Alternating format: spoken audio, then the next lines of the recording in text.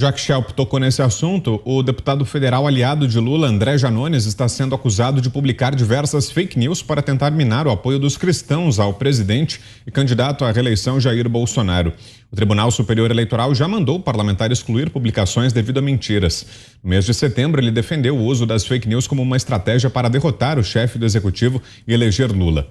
Desta vez, Janones foi acusado pela Igreja Universal de invadir o Templo de Salomão para realizar uma live sem autorização, na qual acusa o presidente de suposto envolvimento com a maçonaria e pacto para vencer as eleições, o que é falso. Vídeos antigos e fotos de reuniões com empresários, enquanto o chefe do executivo ainda era deputado, foram relembrados para endossar a mentira e o aliado de Lula chegou a pedir a disseminação da notícia falsa. Acompanhe. Peço que vocês baixem esse vídeo, viralizem pelo país inteiro, nos grupos de compra e venda, brechó, nos grupos da sua cidade. A gente precisa ficar atento, então peço licença aqui para dessa vez dizer que quem é cristão de verdade sabe que não dá para caminhar junto com a maçonaria. Depois, no Twitter, ele comemorou o alcance. Além dos vídeos serem antigos, uma foto foi manipulada para parecer que Bolsonaro estaria envolvido com o caso. A fake news foi tão grande que até as agências de checagem, como a Lupa, desmentiram o aliado do petista. As mentiras foram endossadas pelos militantes de Lula que levaram as imagens fora de contexto a entrar nos assuntos mais comentados do Twitter. No entanto, outros internautas também resgataram imagens de Geraldo Alckmin, vice na chapa de Lula, em encontros com os maçons. Vale ressaltar que as imagens de Alckmin também são antigas. Ana.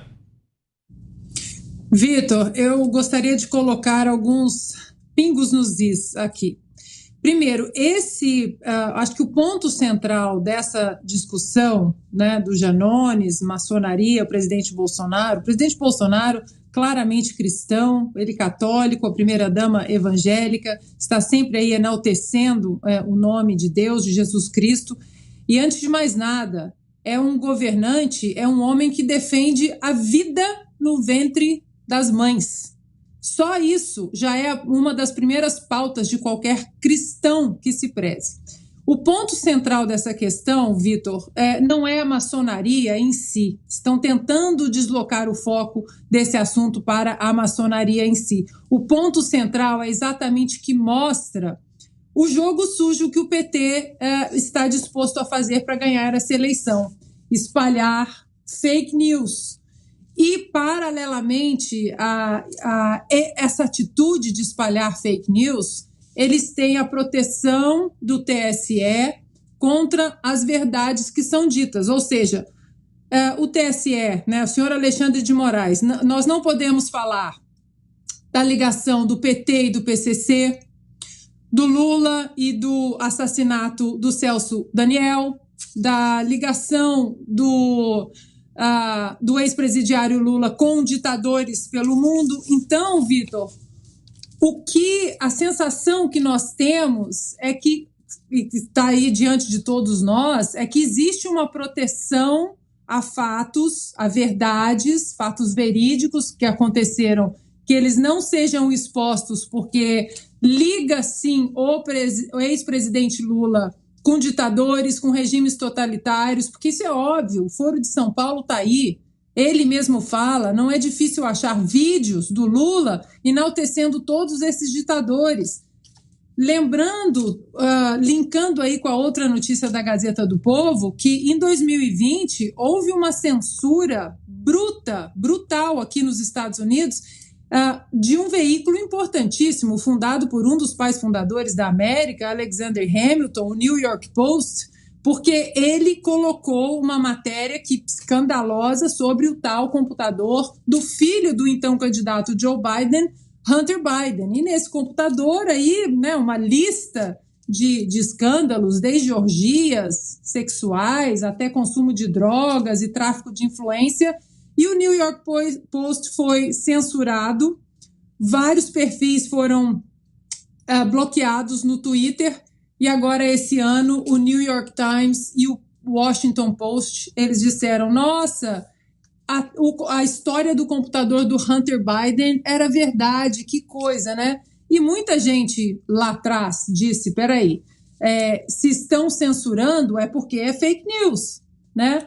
E então, Vitor, para finalizar o meu comentário, para não me alongar muito, não é verdade que a Gazeta do Povo disse que Lula vai perseguir cristãos. Não é verdade. A Gazeta do Povo disse que o Lula, ele sim apoia ditadores que perseguem cristãos, e isso é verdade, estamos vendo na Nicarágua, tanto que o Daniel Ortega também parabenizou o Lula pelo último domingo. E a Gazeta do Povo disse também que o Daniel Ortega, o ditador, fechou o canal de TV CNN. O que a coligação do Lula alegou foi que o jornal estava tentando induzir ao pensamento de que o ex-presidente compactua com a ditadura. Mas induzir o quê? Não precisa induzir. Ele compactua com a ditadura. São os parceiros, são os companheiros do ex-presidente e ex-presidiário Lula. Pega a lista dos ditadores na América Latina, na África, todos são comparsas e parceiros do Lula. Para onde foi o nosso dinheiro do BNDES? Escoou para empresas, para obras na Venezuela, por exemplo, um dinheiro que nós nunca mais vamos ver. Cuba, né? O Mais Médicos, por exemplo, o programa Mais Médicos, sabemos muito bem que os médicos cubanos ficavam com muito pouco do dinheiro que eles recebiam. Aí a coligação do Lula também diz o seguinte: as publicações referidas da Gazeta do Povo buscam associar que o candidato Lula apoiaria veementemente um regime autoritário e que persegue cristãos, o que sabiamente é uma inverdade.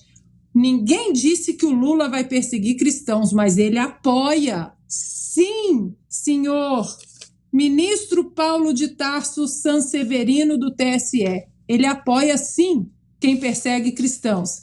E essa verdade o senhor não vai conseguir censurar. Nós vamos continuar expondo os fatos, e não o que o TSE quer que seja.